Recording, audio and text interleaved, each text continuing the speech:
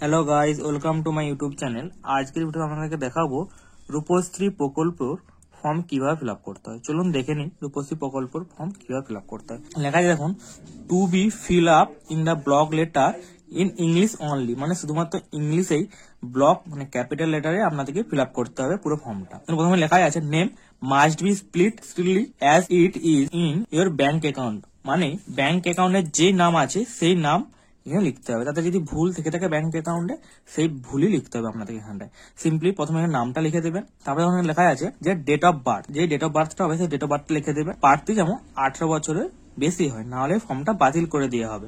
তারপর দেখুন লেখা আছে প্রপোজড ডেট অফ ম্যারেজ, মানে প্রস্তুতির বিবাহের তারিখ, মানে যেই তারিখে বিয়ে হবে সেই তারিখটা এখানে লিখবেন। আমি এটা সিম্পলি লিখে দিয়েছি, এখানে ছবি দিতে হবে। সিম্পলি এখানে একটা ছবি দিতে হবে, পাসপোর্ট সাইজের ছবি এখানটায় চিটে দিতে হবে। তারপর দেখুন লেখা আছে মাদার নেম, মানে প্রার্থীর মায়ের নাম লিখবেন এখানটায়। ফাদার নেম, প্রার্থীর বাবার নাম লিখবেন এখানটায়। তারপর দেখুন এখানে লেখা আছে হাউস নাম্বার, মানে বাড়ির নাম্বার। এটা আপনি আপনার ভোটার কার্ডের পেছনের দিকে দেখতে পেয়ে যাবেন।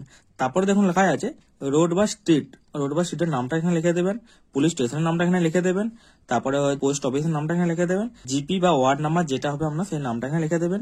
তারপরে ব্লক মিউনিসিপালিটি যেটা হবে সেই নামটা এখানে লিখে দেবেন। তারপরে ডিস্ট্রিক্ট নামটা এখানে লিখে দেবেন, আর পিনকোড নাম্বারটা এখানে লিখে দেবেন। আরেকটা বন্ধু দেখতে পাচ্ছেন এখানে লেখা আছে পার্মানেন্ট অ্যাড্রেস, মানে স্থায়ী ঠিকানা। দেখুন স্থায়ী ঠিকানা যদি আমরা সেম হয় তাহলে সেম লিখে দেবেন আপনারা।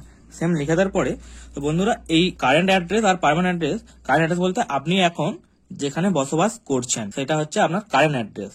আর পার্মানেন্ট অ্যাড্রেস মানে আপনি যেখানে পার্মানেন্ট আপনার অ্যাড্রেস আছে, আধার কার্ড ভোটার কার্ড, সেটা হচ্ছে আপনার পার্মানেন্ট অ্যাড্রেস। আপনি যদি কোনো কাজের সূত্রে থেকে থাকেন তাহলে আপনি এখন যেখানে আছেন সেটা হচ্ছে আপনার কারেন্ট অ্যাড্রেস। আর পার্মানেন্ট অ্যাড্রেস যেখানে আপনি জন্মেছিলেন বা আপনি যেখানে থাকতেন প্রথম, সেটা হচ্ছে পার্মানেন্ট অ্যাড্রেস। সমস্ত কিছু প্রার্থীর ফিল আপ হবে। চলুন বন্ধুরা নেক্সট পেজে দেখাচ্ছি আপনাদেরকে আর কি করতে হবে। দেখুন গাইস, আমি পেজটা ঘুরিয়ে নিয়েছি। এখানে লেখা আছে কন্ট্যাক্ট মোবাইল নাম্বার। এটা এখানে প্রার্থীর মোবাইল নাম্বার বোঝাতে হবে। এই মোবাইল নাম্বারে এই ফর্মের স্ট্যাটাসটা দেখতে পাবেন। দিলেন, দেওয়ার পর দেখুন এখানে লেখা আছে ব্যাংক ডিটেলস। ব্যাংক ডিটেলস এটা হচ্ছে প্রার্থীর হবে, প্রার্থীর নামে অ্যাকাউন্ট থাকতে হবে, সেই অ্যাকাউন্ট এখানে দিতে হবে। দেখুন এখানে লেখা আছে account number, simply account number লিখে দেবেন। এখানে আইএফসি কোড লেখা আছে, সিম্পলি আইএফসি কোডটা লিখে দিলেন। এখানে লেখা আছে এমআইসিআর নম্বর, সিম্পলি এমআইসিআর নম্বরটা লিখে দিলেন। এখানে হচ্ছে ব্যাংকের নেমটা লিখে দিলেন, কোন জায়গায় ব্রাঞ্চ সেই ব্রাঞ্চটা লিখে দিলেন। তারপরে লেখা আছে ব্রাঞ্চ অ্যাড্রেস, সিম্পলি ব্রাঞ্চের অ্যাড্রেসটা এখানে লিখে দেবেন। তারপর দেখুন লেখা আছে others personal information collect for the purpose of record only, শুধুমাত্র লিপিবদ্ধ করার জন্য এই পারপাসটা লেখা আছে। দেখুন এডুকেশন লেভেল, সিম্পলি প্রার্থী কত পর্যন্ত পড়াশোনা করেছে সেটা এখানে ঠিক চিহ্ন দিতে হবে।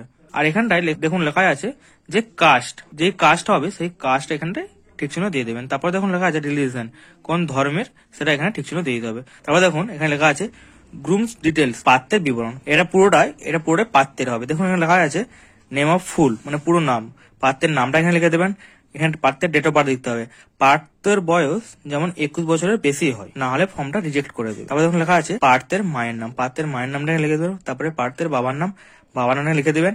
আর এখানটা একটা পাসপোর্ট সাইজ ছবি প্রার্থীর লাগাতে হবে। তারপরে এখানে লেখা আছে কারেন্ট অ্যাড্রেস, মানে প্রার্থীর বর্তমান বসবাস কোথায় করে সেই ঠিকানা এখানে লিখতে হবে। সেম যেরকম প্রার্থীর লিখেছিলেন সেরকম প্রার্থীর এখানে লিখতে হবে। এখানে হাউস নম্বর সেই ভোটার কার্ডের পেছনে পেয়ে যাবেন। এখানে পুলিশ স্টেশন, তারপরে হচ্ছে পোস্ট অফিস, সিম্পলি লিখে দেবেন। যদি একই হয় তাহলে এইদিকে একই লিখবেন, আর যদি আলাদা হয় আলাদা লিখবেন। চলুন বন্ধুরা এই পেজ আর কিছু নেই, পরের পেজটা আপনাদেরকে উল্টিয়ে দেখাচ্ছে আর কি করতে হবে। তারপর যখন লেখা আছে জিপি বা ওয়ার্ড নম্বর, যেটা আপনার জিপি বা ওয়ার্ড নম্বর হবে সেটা এখানে লিখে দেবেন। ব্লক মিউনিসিপালিটি যেটা হবে সেখানে লিখে দেবেন, ডিস্ট্রিক্টটা লিখে দেবেন এবং পিন নাম্বার লিখে দেবেন। এই ঘরগুলো কিন্তু সম্পূর্ণ প্রার্থীর হবে। চলুন বন্ধুরা এরপরে আর কি লেখা আছে আপনাদেরকে দেখাচ্ছি। দেখুন এখানে লেখা আছে ডিক্লারেশন অফ ডকুমেন্ট সাবমিটেড, মানে স্বঘোষণা পত্র। লেখা আছে 1 number I am unmarried and the propose married is my first marriage. আপনার প্রথম বিবাহ হলে তবে এই টাকাটা দিবেন। আপনার যদি ফ্যামিলির 1.5 লাখ টাকার নিচে ইনকাম হয় পার ইয়ার তবে আপনি এটা করতে পারেন। তারপর দেখুন এখানে 3 নাম্বার লেখা আছে, এগুলো সব পড়ে ঠিক চিহ্ন দিয়ে দিবেন। তারপর দেখুন 4 নাম্বার লেখা আছে I am above 18 year old, আপনি যে 8 বছর ঊর্ধ্বে তার একটা প্রমাণ দিতে হবে। তার জন্য আপনি বার্থ সার্টিফিকেট, ভোটার কার্ড, আধার কার্ড, প্যান কার্ড, মাধ্যমিকের অ্যাডমিট কার্ড সবকিছু দিতে পারবেন। যেটা আপনি দিবেন সেটা পাশে টিক চিহ্ন দেবেন, নিচে এখানে নাম্বারটা লিখে দেবেন। চলো বন্ধু তারপর আর কি করতে হবে আপনাদের দেখাচ্ছি। তাহলে আপনি 5 নাম্বারে I have an active bank account, আপনার সচল ব্যাংক অ্যাকাউন্ট আছে নাকি হ্যাঁ ঠিক চিহ্ন দিতে হবে। ঠিক সিম্পলি ঠিক চিহ্ন দিয়ে দেবেন এবং এখন লেখা আছে ব্যাংক অ্যাকাউন্ট হোল্ডারের নাম বোঝা যাচ্ছে নাকি, ছবি দেওয়া আছে নাকি, সবকিছু এখানে পড়ে নেবেন, পরে ঠিক চিহ্ন দিয়ে দেবেন। 6 নম্বরে এখন লেখা আছে প্রুফ অফ পারপাস ম্যারেজ, মানে আপনার যে ম্যারেজ হচ্ছে তার জন্য কিছু একটা আপনাদের ডকুমেন্ট দেখাতে হবে, হয় ম্যারেজ ইনভিটেশন কার্ড, না হলে হচ্ছে ম্যারেজ রেজিস্ট্রেশন সার্টিফিকেট,